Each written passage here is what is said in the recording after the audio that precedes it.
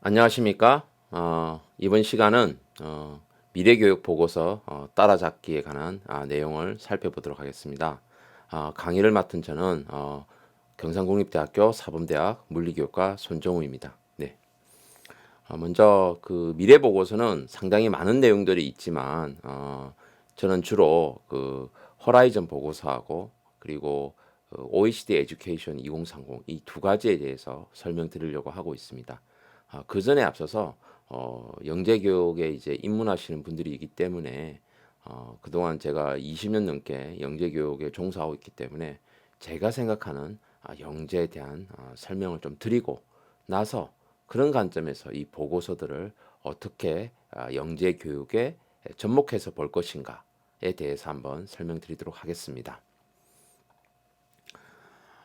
일단 제가 생각하는 영재라는 것은 누가 영재가 될 것이냐 이 부분이 제일 중요하겠죠. 저는 이제 이 영재에 대한 정의가 학자마다 다 다를 수가 있어요.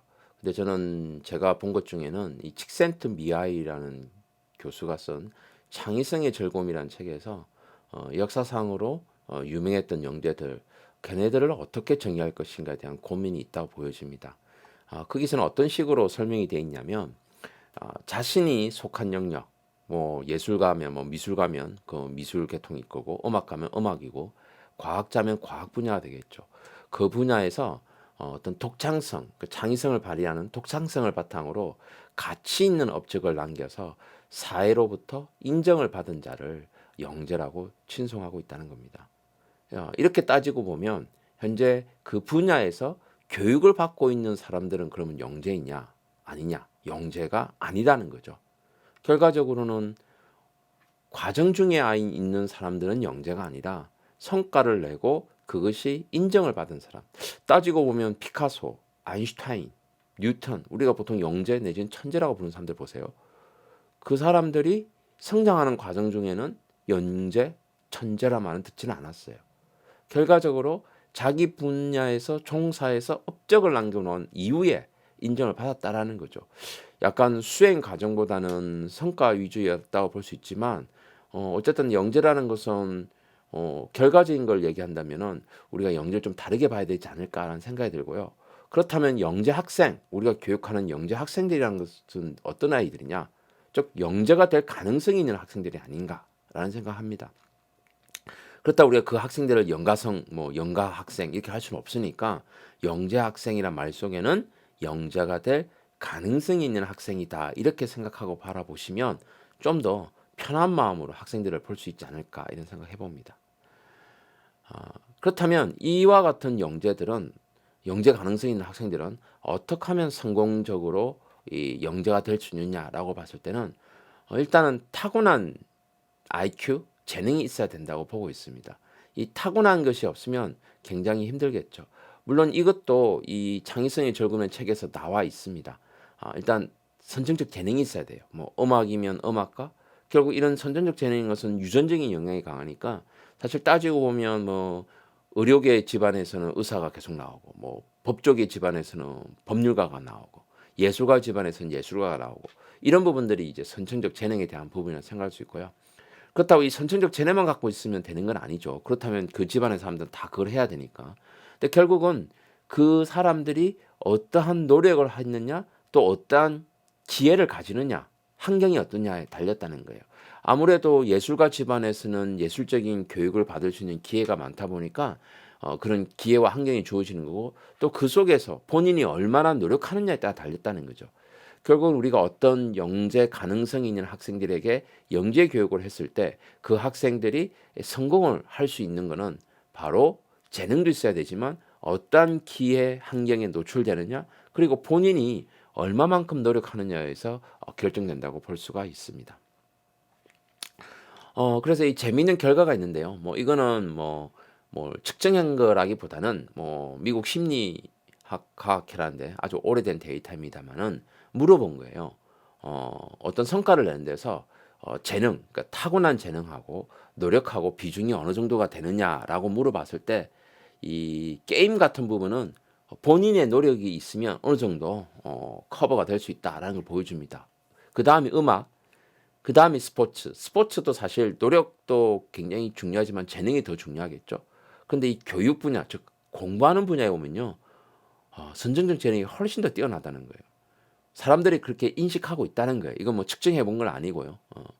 그러다 보니까 사실은 이 노력을 잘 안 해도 유전자가 좋으면 공부를 더 잘할 수 있다. 물론 그런 속설이 될 수 있겠지만 이건 사람들이 인식하는 거고 실제적으로는 앞에서 얘기했듯이 이런 세 가지가 삼박자가 잘 어우러져야만 영재로서의 가능성을 더 높이고 성공할 수가 있다는 것입니다. 자, 따라서 이와 같은 영재에 대한 인식에 따라서 교육이 어떤 방향성을 가지게 된 거, 이걸 이제 우리가 교육 철학이라고 하는데, 이 교육 철학은 지금 나와 있듯이 인지가정개발, 개인적 합성, 사회재건주의, 학문적 합리주의, 정문적 신봉이라는 서로 다른 시대 환경에 따라서 다 만들어진 거예요. 뭐가 제일 먼저라고 얘기는 할 수 없지만 그래도 생각해 보면 인지가정 개발이 제일 먼저가 아니었을까. 물론 오늘날 이걸 굉장히 많이 강조하고 있죠. 근데 단순히 공부를 열심히 하는 것이 아니라 창의적인 사고와 문제 해결 능력을 강조하고 비판적 사고 강조하는 거. 이거 최근에도 요구되는 거예요. 그렇지만 영재 교육을 할 때는 이것을 길러야 된다. 이게 제일 먼저였다고 생각합니다. 그러다가 이제 이 생활 중심 교육 과정 이런 것들이 도입되고 물론 영재 교육이 시작된 건 1960년대지만 실제로는 학생들에게 이제 대중화된다고 봐야겠죠. 영재 교육이 대중화된 거는 90년대 이후 우리나라로 치면 2000년대 이후가 되니까 이때는 이제 많은 학생들에게 이 어려운 공부를 시키기 위해서 흥미를 주거나 스스로 해야 되는 사항이 있다 보니까 이 개인의 필요에 따라서 맞춤형으로 이루어지는 즉 개인적 적합성의 영재 교육이 시작됐다 볼 수가 있죠. 그 다음에 이제 사회재건주의는 우리나라에서는 이제 2010년대 이후에 나타났죠. 소외계층 아이들, 뭐 사회 배려 대상자, 뭐 지금도 우리 영재 교육원이나 다양한 곳에서 또 과학고 영재학교 같은 데서도 이 사회 배려 대상자 전형을 따로 두고 있습니다. 즉 사회재건주의라는 입장은 다문화 사회 공동체 활동, 사회적 활동 책임 이런 부분들이 이제 들어오는 부분들이 되겠죠. 학문적 합리주의, 지식의 구조. 사실은 학문적 합리주의가 제일 먼저 시작되었다고 볼 수가 있죠. 학문적 합리주의가 제일 먼저 되고 그 다음에 개인적 적합성, 사회재건주의, 그리고 전문적 신봉, 인지과정 개발 이 순서라고 볼 수 있지만 이게 어느 게 그때 이루어지고 끝난 게 아니라 이것이 동시에 지금 이루어지고 있다는 거예요. 전문적 신봉은 이제 그 종사할 분야에 직접 나아가 본다라는 거죠. 멘토십, 인턴십. 사실 이 멘토십, 인턴십은 영재학교나 과학고에서 주로 이루어지고 이 중학교 단위에서 영재 교육에서 많이 이루어지고 있지는 않습니다. 여하튼 현재 이 영재 교육이라는 것은 앞에서 말씀드렸지만 선천적 재능을 가지고 그 학생에게 어떤 교육 기회와 환경을 제공하느냐고 그리고 어떻게 노력하느냐에 달려있다 말씀드렸듯이 이와 같은 영재교육 철학에 따라서 어떤 교육 기회와 환경을 제공하느냐에 관한 교육 철학이라고 보시면 될 것 같습니다. 지금 여기 제 강의를 듣고 있는 선생님은 어떤 영재교육 철학이 가장 마음에 드시나요? 여기에 따라서 본인이 수업하는 형태가 달라질 수가 있잖아요. 저는 이제 초등학생, 중학교 한 1학년, 2학년 정도는 저는 개인적 적합성에 맞춰서 주로 합니다. 이런 부분이 특히 자기주도 학습해야 되려면 흥미를 유지시켜야 되는 게 중요하니까 이 부분이 제일 중요하기 때문에 게임이라든가 놀이라든가 이런 쪽에 맞춰서 하는 부분이 강하고요. 고등학생, 중학교 3학년, 고등학교 1학년쯤 되면 이때는 뭐 조금 이따 말씀드리겠지만 뇌 기능이 활성화되기 때문에 이때는 인지과정 개발 쪽에 많이 맞춰 합니다. 그리고 이제 고등학교 2, 3학년 또는 대학교 1학년 정도 되면 당연히 전문직 신봉이나 학문적 합리주의로 가고 있다는 거죠. 제가 이 얘기를 왜 말씀드리냐면 제가 20년 넘게 종사하다 보니까 뭐 외국의 대학, 외국의 영재 교육기관 굉장히 많은 방문을 했었어요. 제가 호주에 한 1년 넘게 그때 연구년으로 가 있을 때 당시에 이제 호주 영재 교육이 많이 알려져 있지 않았기 때문에 많은 사람들이 저한테 문의를 해서 제가 그분들 데리고 학교들을 굉장히 많이 방문했었어요. 제가 거기서 약간 깨달음을 얻은 게 뭐였냐면은 일반 학교도 가고 영재 학교도 갔었어요. 일반 학교에 가니까 소위 저희들이 생각하는 저는 인지가정 개발, 문제 해결 중심의 뭔가 발표하고 뭐 토론하는 수업 우리는 이제 그걸 영재에서 해야 된다 생각하고 있잖아요. 그게 일반 학교에서 이루어지는 보편적인 수업이더라고요. 근데 진짜 호주에 제일 잘 나가는 영재 학교를 갔더니 거기서는 뭐만 하고 있냐면 저 학문적 합리주의만 하고 있는 거예요. 우리가 일반 학교에서 하고 있는 교과 수업 그걸 하고 있는 거예요. 그 우리랑 반대구나. 약간 충격을 먹은 거예요.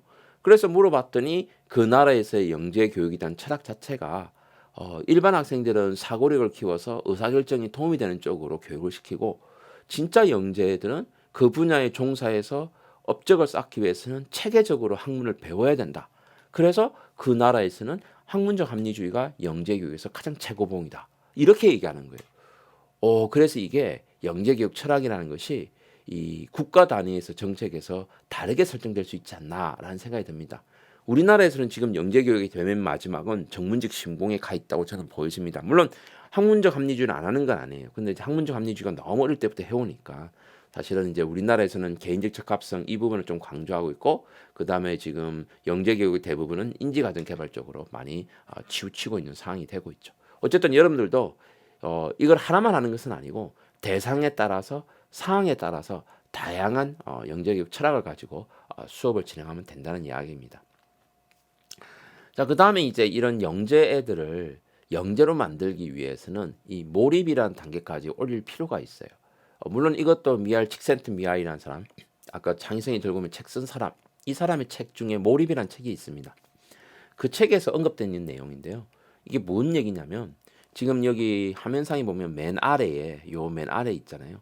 요 맨 아래에 있는 단계는 자기 역량도 모르고 자기에게 주어진 것도 몰라요.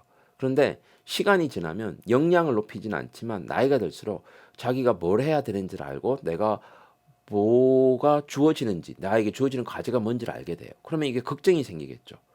그러다가 불만 단계로 가게 되면 불안해지면 그때부터 자기 역량을 높이겠다 생각을 한다는 거예요. 그게 각성 단계예요. 이 각성 단계는 엄청난 시간적인 노력을 해서 몰입 단계로 가야 앞으로 계속 뭔가를 역량도 계속 키우고 과제도 도전적인 과제도 하는 즉 몰입 단계에 들어와서 통제할 수 있는 수준이 돼야 지속적으로 이렇게 발전해 나갈 수 있다는 거예요. 근데 몰입 단계에 갔다가 도전적인 과제를 받지 않거나 역량을 높이지 않으면 다시 느긋해지고 지루해져 빠져버려서 더 이상 되돌아가지 못한다는 거죠. 그래서 우리가 그런 얘기 하잖아요. 어릴 때 정말 공부도 잘하고 똑똑하고 영재 교육도 받고 중학교 갔는데 갑자기 어느 순간에 뭔가 애가 멍청해진 것 같고 공부도 제일 못하는 것 같다? 이런 생각이 드는 건 뭐냐면 그 학생에게 몰입과 통제 단계 들어갔는데 느긋함을 줬기 때문이에요. 주어지는 과제가 너무 낮았거나 역량을 키울 수 있는 기회를 안 준 거죠. 결국 한번 몰입과 통제에 빠진 사람은 계속 이 몰입과 통제를 유지해야만 영재가 될 가능성이 있다는 거죠. 그래서 계속적으로 새롭게 도전할 수 있는 과제도 줘야 되고 그것에 관해서 피드백 줘야 되고 또 그에 맞는 역량도 줘야 되는 거죠. 그러니까 학생이 뭔가를 몰입과 통제 단계에 와서 자기 역량에 맞는 걸 배워보고 할 수 있어요. 근데 계속 그것만 주면 어떻게 될까요? 뒤로 떨어지는 거예요. 그래서 우리가 과학고나 영재학교 간 애들에게 계속 새로운 도전 과제, R&D 시키는 이유가 왜 그러냐? 새로운 도전 과제를 계속 줘야 이 단계가 유지가 되는 거예요. 근데 이미 고등학교 수준의 내용을 다 이해하고 자기 수준에 도달한 아이들에게 계속 수능 공부만 시키면 어떻게 되겠어요? 떨어지는 거예요.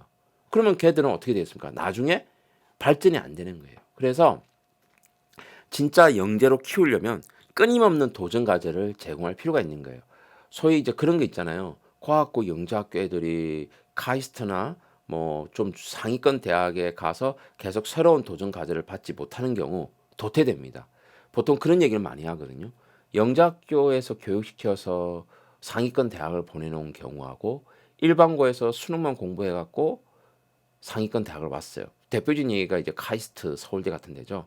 그렇게 학생들이 오면 1학년, 2학년 때 분명히 구분된대요. 쟤는 일반고 출신이어서 공부 잘해서 왔구나. 얘는 과학고 영재학교로 왔구나. 티가 난대요. 그런데 얘네들이 시간이 지나서 한 3학년 2학기쯤 되면 모른대요. 비슷하다는 거죠. 왜 그런가 생각해 보면 과학고 영재학교 애들이 이제 입학을 하면 대학에 들어왔을 때는 도전 과제가 더 이상 새롭지가 않은 거예요. 자기가 과학고 영재학교 했던 거니까. 그러니까 잠깐 느긋해지고 일반고 애들은 어떻게 되겠습니까? 처음 보는 도전 과제들이 생긴 거예요. 맨날 수능 공부만 하다 왔으니까. 그러니까 걱정과 불안이 쌓이고 열심히 노력하는 거죠. 이 열심히 노력하는 것이 보통 대학 3년이라는 거예요. 그러니까 3학년쯤 되고 나면 차이가 없는 거예요. 그렇기 때문에 이 새로운 도전 과제를 계속 주는 거 정말 중요한 거예요. 물론 애들은 어떤 성향이 있냐면 내가 잘하는 거 계속 하고 싶어 해요. 그래야 자기가 자유로울 수가 있으니까. 그건 좋은 방향이 아니라는 거죠. 그래서 선생님이 진짜 어떤 영재성이 있다고 보이는 아이한테 영재로 키우겠다면 계속 도전적인 과제를 줘야 되고, 그 도전적인 과제를 줄 때는 선생님이 얼마나 노력했느냐가 굉장히 중요한 요소가 된다는 것이죠. 자, 그러면 아까 각성을 해야 된다 했잖아요. 도대체 각성은 얼마의 시간이 걸릴까? 뭐 한 달 하면 되느냐? 아닙니다. 이 아웃라이어라는 책, 말콤 그레드웨이라는 책에 보면 시간에 대한 얘기가 나와요. 이 아웃라이어는 보세요. 성공의 기회를 발견한 사람들인데, 여기 주로 어떤 얘기냐면 재능을 갖고 태어났는데 노력을 안 해서 실패한 사람과 노력을 해서 성공한 사람들의 이야기예요. 여기에 이제 1만 시간의 법칙이라는 단어가 나오는데, 사실 1만 시간에 대한 법칙은 이 말콤 그레드웰이 대중화시켰지만 실제로는 이제 캐나다 맥길 대학의 무슨 뭐 교육 심리 교수가 베를린 음악당에 가서 최고 수준의 연주자와 그게 약간 못 미치는 연주자를 비교하면서, 그러니까 청소년이죠. 근데 왜 걔는 최고 수준일까? 얘는 왜 최고 수준이 안 될까? 보니까 이 바이올린 연습 시간이 시간상의 차이가 있더라. 최고 수준은 10,000시간, 약간 모질한 학생은 한 8,000시간. 그래서 최소 어떤 분야의 이 전문가로 올랐으려면 10,000시간의 노력이 필요하다라고 하면서 1만 시간의 법칙이 나온 거예요. 근데 아무나 10,000시간 한다고 되는 건 아닌 거예요. 예를 들면 제가 지금부터 공을 차갖고 10,000시간 동안 공을 찹니다. 손흥민이 될 수 있느냐? 안 되는 거예요. 왜? 저에게는 재능이 없어요. 저희 부모님 중에 축구 선수 한 사람이 없으니까. 그래서 재능이 있는 사람이 10,000시간의 인자를 투자를 하면 이루어진다는 거죠. 물론 부모가 축구 선수여야만 되는 건 아니에요. 왜냐? 부모도 그런 재능이 있는데 자기 재능을 모르고 살아갈 수도 있거든요. 그래서 어릴 때는 정말 많은 재능이 있는가 없는가를 확인해 볼 수 있는 기회를 많이 줘야 되는 거예요. 그래서 저학년을 갈수록, 초등학생으로 갈수록 영재 교육은 특정 분야에 가는 것보다는 다양한 분야를 경험하게 해줘야 되는 거예요. 그리고 이런 분야가 나의 것이라고 인식되는 순간은 제가 보는 고등학생쯤 돼야 되는 거예요.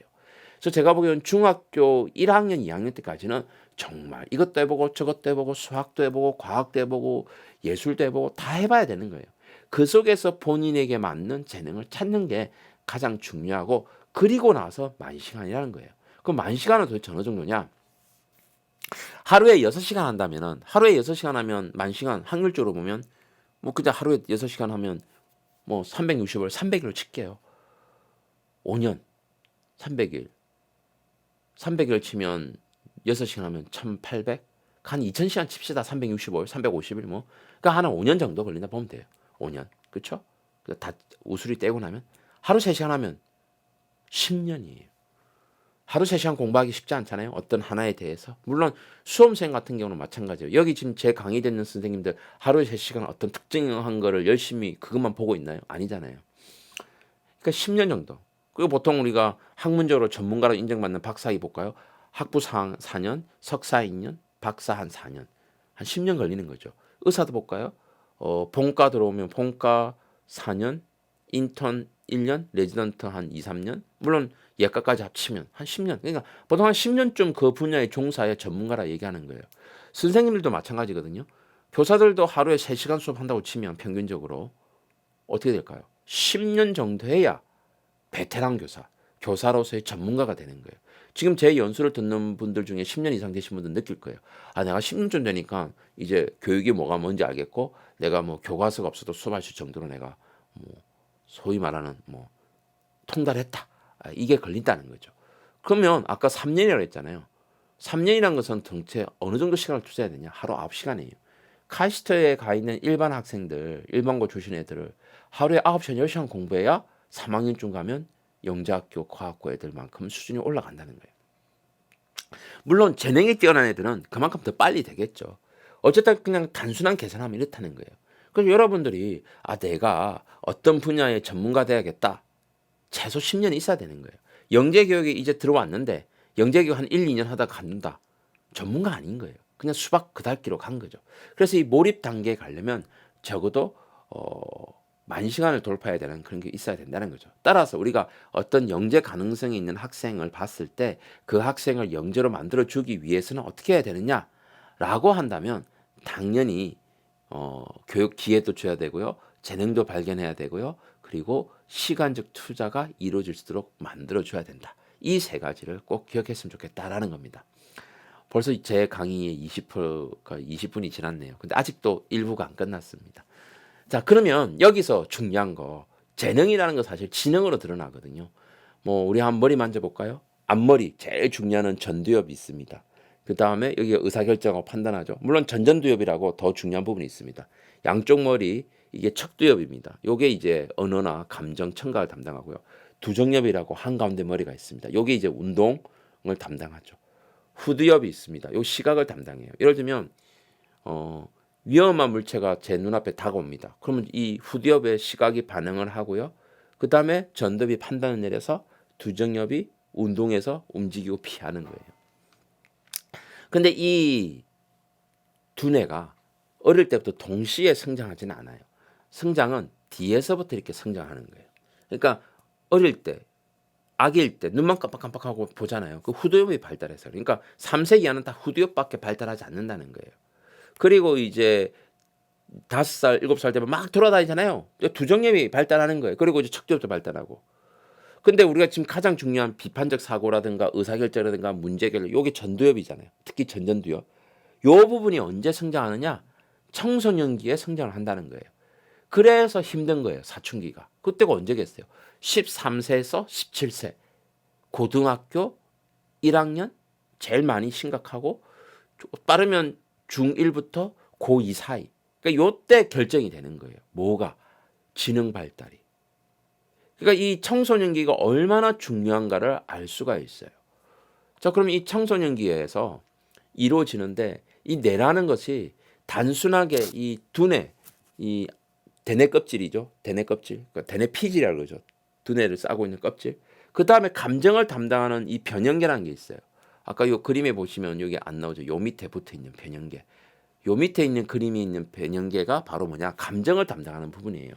근데 요거는 이제 다마지오라는 분이 이 뇌작용에서도 인지적인 부분만, 저 앞에 거는 인지적인 거고, 인지적인 것뿐만 아니라 감정도 굉장히 이 전두엽에 영향을 미친다. 그래서 이 변형계가 있는 편도체, 요 부분도 키워야 된다라고 얘기하는 거예요. 그래서 의사결정하려면 감정을 담당하는 부분과 전두엽을 담당하는 이 두 부분을 청소년기에 원활하게 키워야 합리적으로 의사결정할 뿐만 아니라 영재로서의 가능성이 높다라는 얘기예요. 그래서 이 두 가지 이론을 바탕을 두고서 우리가 학생을 교육할 때 봐야 된다는 거예요. 이건 꼭 영재 교육에서만 그런 것이 아니라 모든 청소년 대상 교육에서는 전두엽과 변형계라고 하는 이 두 가지를 어떻게 다룰 것인가, 요 관점을 가지고 가야 된다는 이야기예요. 자, 그러면 10대는 일단 뇌를 활성화시켜야 되니까 일단 신경연계를 많이 만듭니다. 보통 100쪽에 가까이가 들어간다 그러거든요. 뇌 안에 100쪽에 가까이 어떤 그 뇌세포가 만들어진다 그래요. 그러면 한 개가 하나의 기억을 한다고 쳐요. 근데 이 100조개가 3세부터 만들어지는데 이게 가득 차는데 몇 세가 되느냐? 7살이 되면 100조개가 다 찬다 그래요. 7살 됐을 때 100조개가 다 차고 나면 그 다음부터 어떻게 됐어요? 불필요한 거 잘라내야 돼요. 그 불필요한 거 잘라내는 거를 가지치기라고 이야기를 한다는 거죠. 자, 그러면 이 가지치기는 내가 치는 거냐? 아니에요. 내가 알아서 잘라내는 거예요. 그러면 안 잘리려면 어떻게 되느냐? 계속 반복해야 돼요.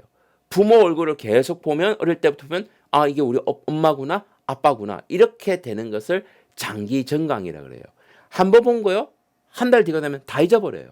그러니까 어릴 때 본 거 기억력이 되게 좋겠죠. 우리 부모들이 착각을 하죠. 우리 애 너무 기억력이 좋아요.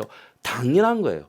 7살 되기 전까지는요, 계속 기억이 쌓이니까 작년에 본 것도 기억을 해요. 근데 7살이 지나고 10살쯤 되면요, 8살 때 본 거 기억하냐? 기억 못 해요.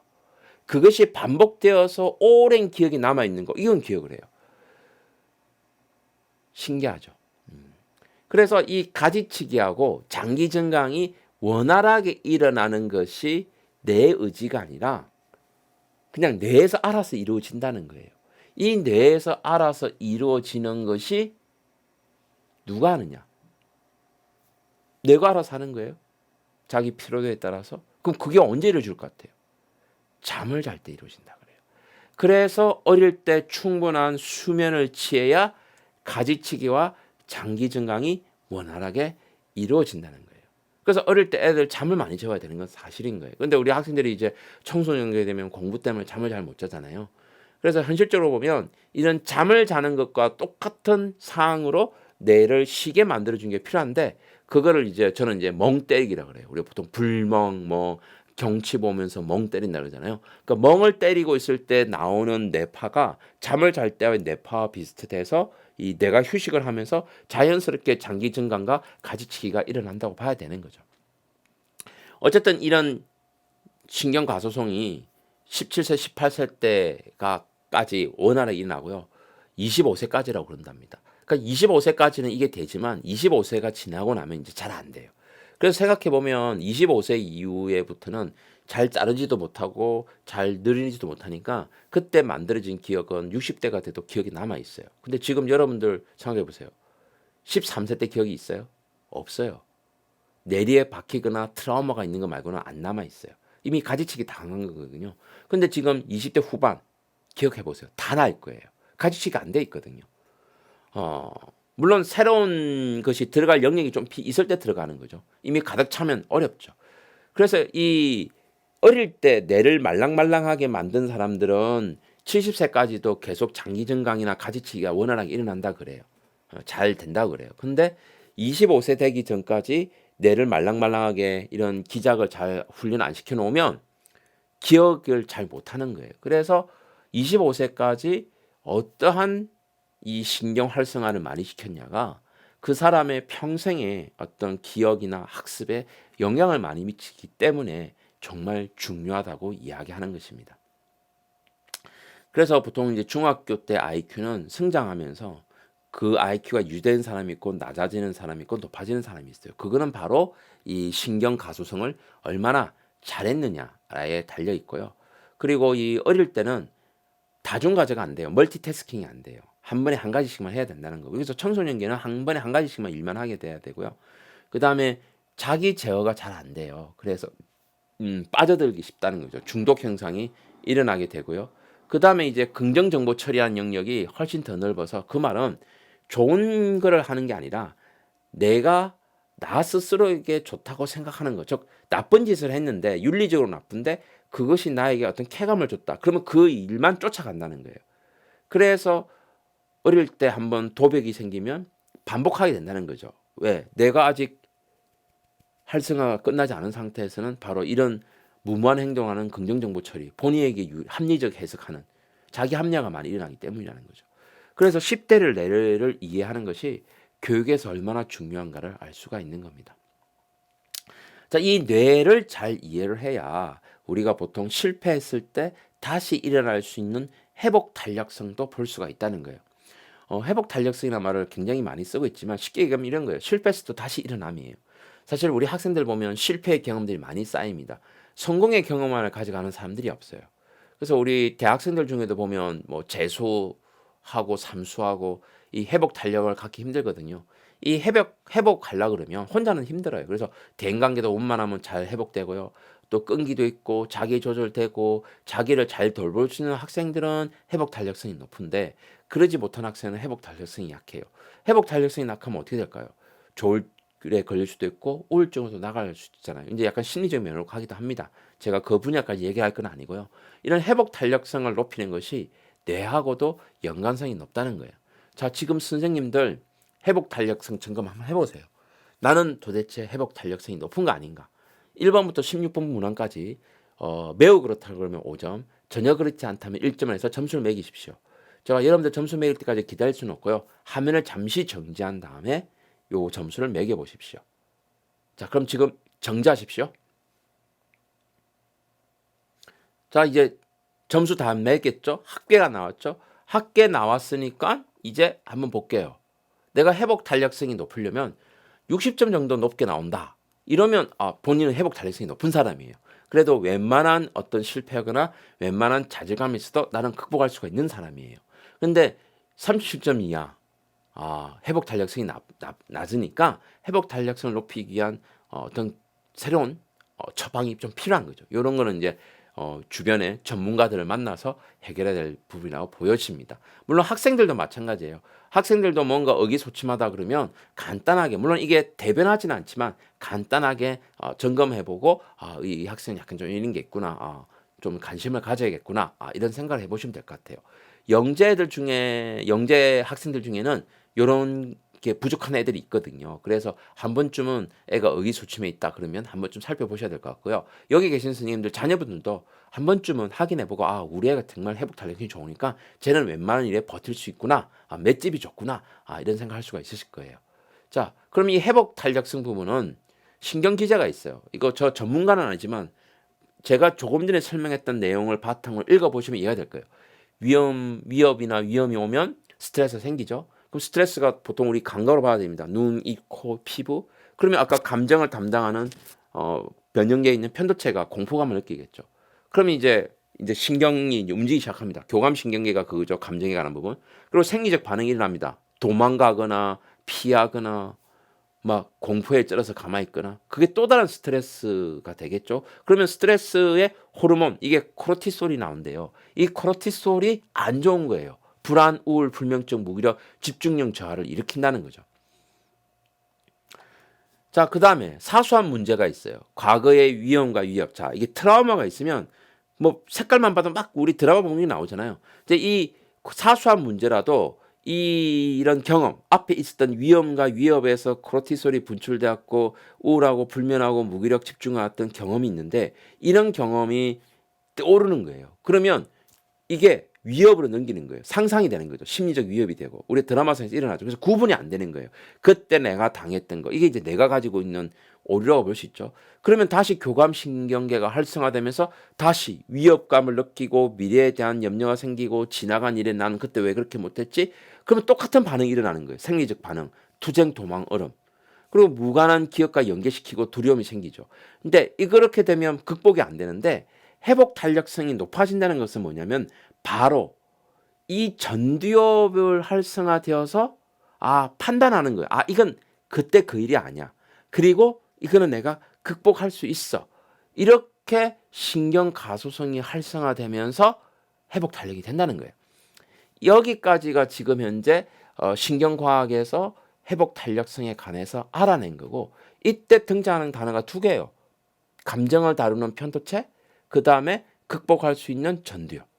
그래서 신경 가소성을 앞에서 얘기한 부분이에요. 제가 이 얘기를 왜 하냐면 영재 학생들 중에서 한번 자기가 실패한 것 때문에 극복 못한 애들이 너무 많아요. 근데 걔네들은 전두엽이 활성화되어 있기 때문에 어느 정도 조금만 관심을 가지고 극복할 수 있도록 도움만 주면, 예를 들면 대인관계를 넓힌다거나, 앞에서 나왔던 거 있었잖아요. 이 나왔던 거 이거 유연하게 한다든가, 자기를 긍정적으로 볼 수 있던 경험, 이런 것들을 제공하면 충분히 극복할 수가 있기 때문에 이런 부분도 신경을 써야 된다라는 겁니다. 예. 그래서 이런 환경적 요인, 가족, 공동체, 자아성찰, 상담, 명상, 신앙, 이런 것들을 통해서 극복할 수 있도록 만들어줘야 됩니다. 사실 따지고 보면 지금까지 역사적으로 그 영재라고 칭송받는 사람들 보면요, 분명히 좌절의 시간도 있었고 회복 달려가야 될 부분도 있었을 거예요. 그래서 그 사람들 뭐 일대기 보면 요 밑에 나오는 환경적 요인에서 극복했던 사항들이 많이 나옵니다. 그러니까 지금 와서 보니까 이게 다 뇌 신경에 의해서 이루어진 거구나 라고 하기 때문에 이제 영재 교육에서 신경적인 측면을 살펴볼 필요가 생기게 되는 거죠. 자, 여기까지가 이제 제가 영재를 바라보고 있고 이해하고 있는 측면입니다. 자, 그렇다면 이런 관점에서 최근에 나와 있는 교육 관련 보고서들을 어떻게 파악해야 될 것이냐 봐야겠죠. 2017년도에 나온 거, 우리 코로나 사태 이전이죠. 이때 이제 전 세계에서 앞으로 교육이 어떻게 될 것인가에 대한 보고서를 냈었어요. 그러면서 그때만 해도 2018년, 19년에는 코딩 교육이 대세가 될 거야. 스팀 교육이 대세가 될 거야. 그리고 2020년에서 2024년까지는 학습 공간 재설계. 요게 요즘 이제 지능형 과학실, 환경 개선 사업. 그 다음에 메저링 저게 뭐냐면 평가에 대한 게 바뀐다. 그러니까 지금 우리가 디지털화 되면서 평가에 대한 초점도 많이 바뀌고 있잖아요. 그 수행 평가라고 우리가 하긴 했지만 제대로 안 됐던 부분. 어쨌든 평가가 많이 바뀐다는 거고요. 그다음에 2025년이 되면 Deep Learning Approach 신청 학습법이라고 돼 있는데 그게 학습하는 방법이 바뀐다라는 거죠. 리디자인 러닝 스페이스 학습 공간 재설계 진흥형 과학실인 거예요. 제가 진흥형 과학실 전에 창의융합학 과학실 설계를 했고요. 진흥형 과학실도 이제 설계하다가 나왔는데 그때 이 교육의 변화가 뭐였냐면은 요게 이제 정통적인 교육은 이거였어요. 선생님이 앞에서 설명하고 학생들은 그냥 학습하는 거였어요. 그런데 이 미래 세대가 되면 이런 선생님이 교육하는 부분은 온라인이나 동영상이나 다른 미디어 기기를 통해서 스스로도 학습할 수 있고 인강 같은 거죠. 인터넷 강의. 요즘 애들 다 유튜브로 배우고 있잖아요. 반면에 아이들은 학습은 서로 뭐 이렇게 서로 토론하거나 뭐 발표 연습을 하거나 서로 같이 책 읽거나 여기 발표 연습하고 영상을 제작하거나 서로 물어보고 설명하거나 이런 학습들이 일어나니까 교실에서 이런 것들이 일어날 수 있도록 환경을 제공해야 된다. 이런 교실 공간에서 할 수가 없잖아요. 그래서 나온 것이 바로 이런 공간 분할 개념에 여기서는 토론도 가능하고 여기에서는 발표도 가능하고 여기는 학습도 가능하고 요게 리디자인 러닝 스페이스예요. 요게 창의융합형 과학실이었고 지능형 과학실의 모태예요. 디프 러닝 어프로치는 뭐냐? 신청학습법. 요거는 나왔어요. 여기 나와 있죠? 프로젝트 학습이에요. 그럼 프로젝트 학습을 안 한 건 아닌데 실세계, 그러니까 실생활 문제를 가지고 그것이 내 삶에 어떤 영향을 미치는지를 매 시간마다 학습해 가는 것이 아니라 한 달짜리, 3개월짜리 큰 텀의 어떤 프로젝트를 진행하면서 그 프로젝트를 진행하는 가운데서 지식도 배우고 하는 거. 사실 이거는 영재교육에서 렌줄리가 얘기했던 뭐 심화학습 똑같은 겁니다. 근데 그게 영재교육이었는데 이게 이제 대중화될 거라고 보는 거예요. 2025년 이후부터.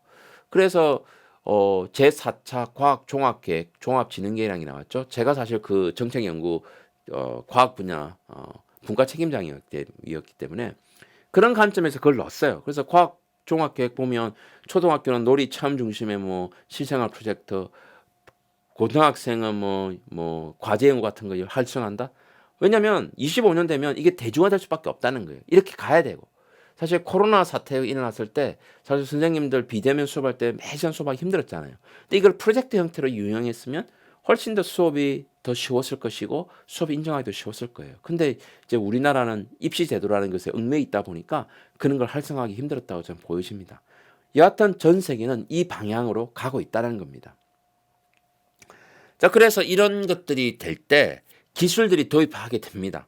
그래서 보시면 기술적인 디지털 기술들이 들어오게 되는데 이해하기 쉽고 해결 가능한 저해 용이 이건 이제 방해는 되지만 우리가 해결할 수 있다 이거예요. 실생활 학습 경험 해결할 수 있어요. 뭐 창의적 체험 활동 또는 뭐 동영상 뭐 얼마나 할 수 있어요. 디지털 리터러시 향상 이것도 해결할 수 있어요. 자, 이해는 되는데 해결이 안 돼요. 교사 역할이 변화돼요.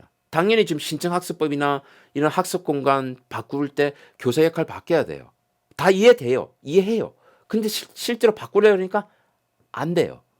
뭔가 내가 새로운 걸 배워야 될 것 같고 새로운 역할을 해야 되고 결국은 지금은 강의를 통해서 내 지식을 전달하는 게 더 많았다면 이제는 뭘 해야 될까요? 학생들이 교실 수업 시간에서 어떠한 경험과 기회를 가질 것인가에 대한 교수 설계를 많이 하는 역할로 바뀌어야 돼요. 그러니까 학습 가이드. 우리가 그거를 뭐라 해요? 코칭이라고 그러잖아요.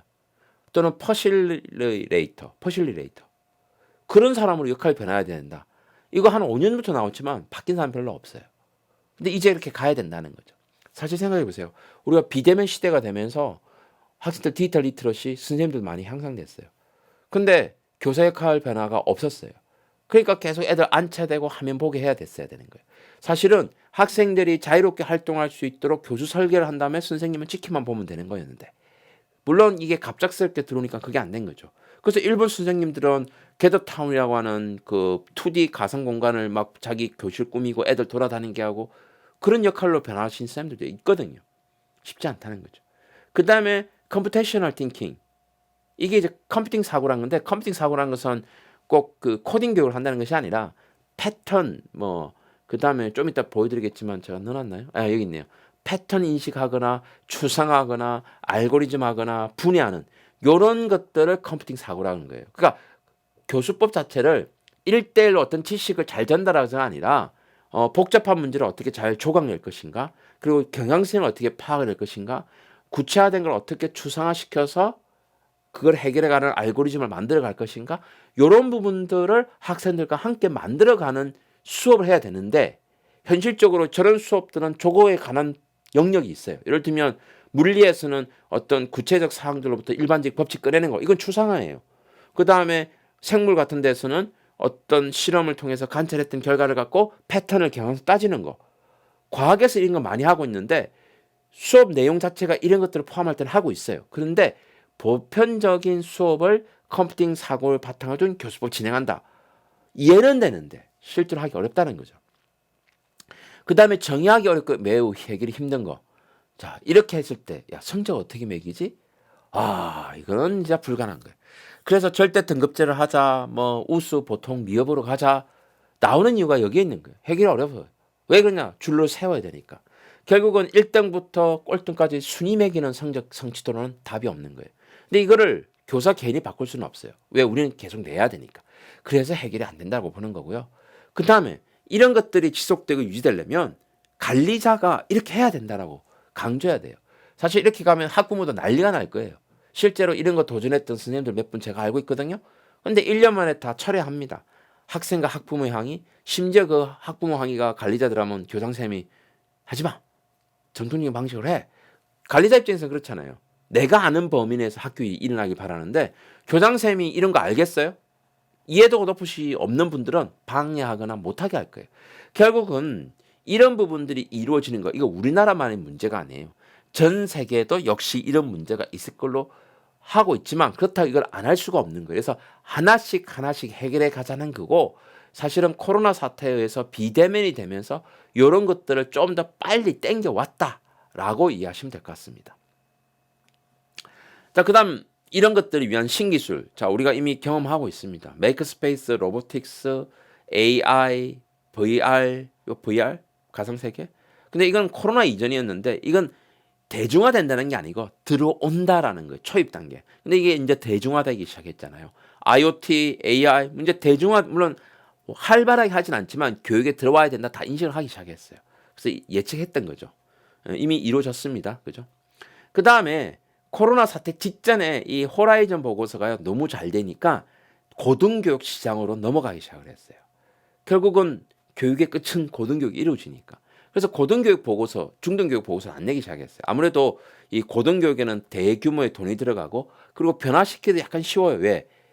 한 대학 자체에서 변화가 가능하잖아요. 초, 중등교육은 한 학교 변화시키기 어려워요. 전체 나라의 어떤 교육 정책이 되니까. 그래서 이 호라이즌 보고서가 뭔가 활성화시키기 위해서는 고등교육이 좀 들어오지 않았나 싶어요. 물론 그전에도 교육을 했지만 그 정도까지 열심히는 아니었고 아예 고등교육 쪽으로 방향을 틀었어요. 근데 바뀐 거 보시면 별 차이 없어요. 단기 동향 똑같은 방식이고요. 그래서 2020년에는 학습 공간 재설계, 이제 중고등학교 했던 거 이루어질 거라고 보여지고요. 브랜디드 러닝 될 거다. 이거 코로나 전이었어요. 이미 대학은 하고 있었고요. 그리고 이 학습공간 재설계 때문에 대학에 만든 강의실이 PBL 강의실이라고 우리 그 아까 토론하는 공간 있고 공간분해 있었잖아요. 그런 공간들 이미 대학에 거의 다 만들었어요. 학과마다 있을 수도 있고 단과대학마다 있을 수도 있고 아마 대면으로 오셨으면 저희 과에도 있거든요. 물리교과에도 이 4대도 한 두 개 만들어 놨어요. 그 가면 조마다 그 미러링 모니터가 있고 그 다음에 뭐 영상 장치도 있고 다 있어요. 그 이미 고등교육이 이루어졌던 거죠. 그 다음에 이제 2020년부터는 기업 조직과 파트너십. 자, 요 최근에 나오죠. 뭐 성균관대학교 무슨 반도체 학과 만들었다. 뭐 서울대도 뭐 만들었다. 고대도 무슨 뭔가 만들었다. 이게 직접 현장이 요구하는 기업에서 그 학생들 교육식 끌고 가겠다. 요게 이루어질 거다. 지금 이루어지고 있잖아요. 그 다음에 이제 학습 데이터 활용한. 이제 요게 뭐냐면 학생들의 출결이나 이 비대면이 되면서 우리가 데이터가 많이 쌓였어요. 애들이 강의 시간에 어떻게 들어오고 줌을 얼마나 활용하고 그리고 과제 언제 올리느냐 이런 게 있다 보니까 저희 대학에서도 이제 데이터 분석해갖고 나온 게 뭐냐면 얘가 과연 휴학을 할까 안 할까 휴학 예측 시스템을 만들었어요.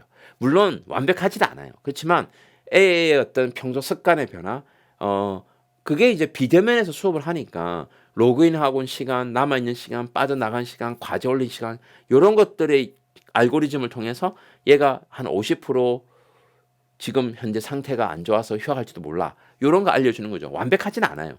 이런 학습 데이터를 활용한 것들이 가능해졌어요. 그게 할 거라고 봤던 거예요.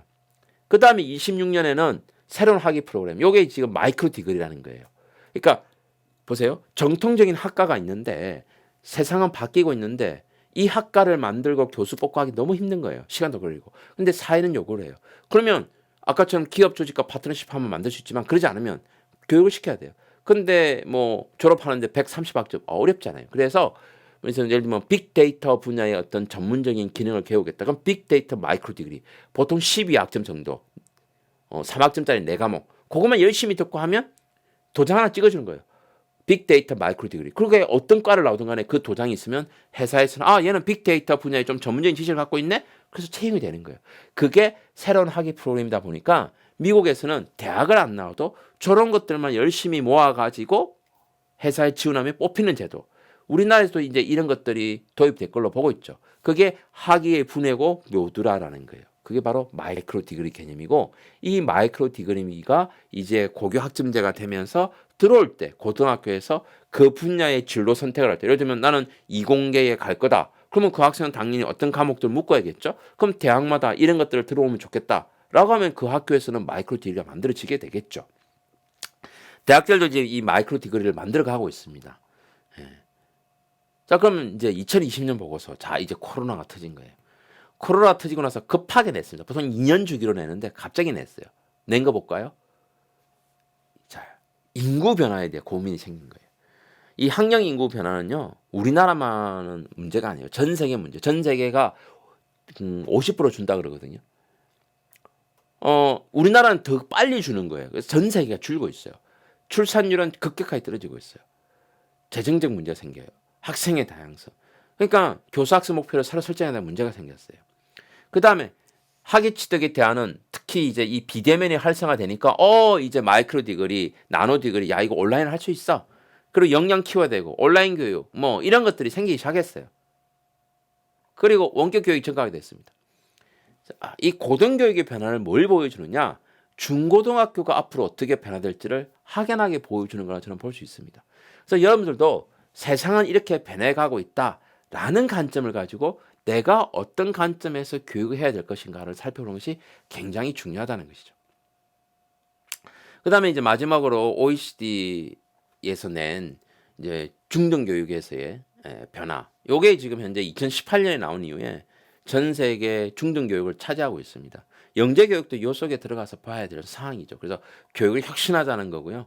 그래서 세상이 원하는 핵심 역량, 이 OECD 대세코라는 것이 OECD 에듀케이션 2030으로 바뀌었는데 이 대세코라는 것은 2005년도에 처음에 2003년이고요. 2005년도에 최종 보고서를 냈는데 이런 역량을 가져야 된다라고 한 거예요.